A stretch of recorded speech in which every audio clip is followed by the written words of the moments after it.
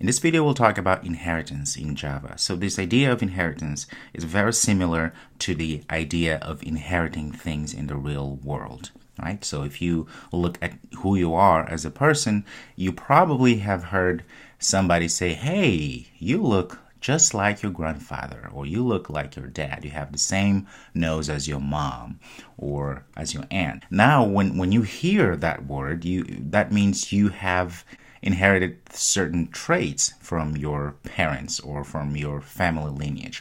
So it's the same concept here. Now, keep in mind when we talk about programming, when we talk about Java, we're talking about building blocks. We're talking about creating this software, huge software, but pieces by pieces. So we create classes, and those classes are part of the big picture of what we're trying to create ultimately.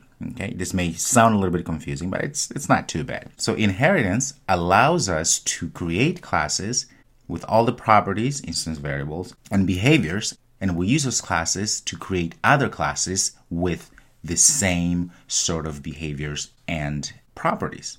Okay, so the idea here is let's use an animal as the main class. Okay, now keep in mind when I talk about animal here, think of it as this abstract idea of what an animal is and or an actual animal, right? So if we look at an animal in the real world, an animal has a name, right? And a cat could be an animal, so a cat has a name. An animal usually has a number of legs or limbs, right? And food, what type of food it eats. And so an animal also has behaviors. So say an animal could make noise, grunt, and do all sort of things. An animal has a behavior of eating, could go and find food and start eating. And an animal sleeps.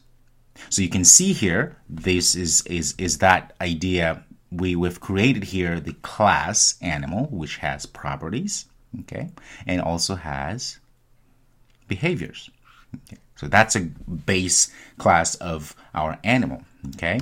But now from our animal, what we can do, we can create other classes, okay, that would inherit or take the same properties and behaviors from our main class called animal, our parent class here. If we wanted to create a cat class, well, in this case, a cat is an animal, which means a cat will have most of the properties of what makes up an animal.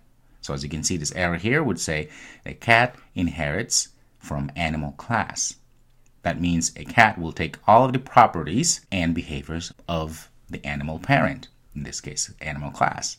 We could go ahead and create another class called lion, and these are all called children class because they are inheriting from a parent class, which is an animal, right? So we know that a lion is also an animal.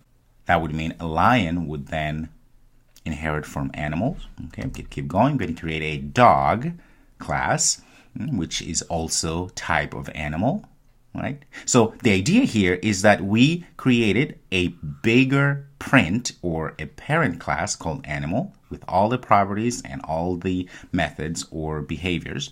And then we were able to borrow all of these properties and behaviors to create our new specific classes, because an animal is a very abstract idea, it's a very big idea of something, right? An animal can be me, you, as human beings.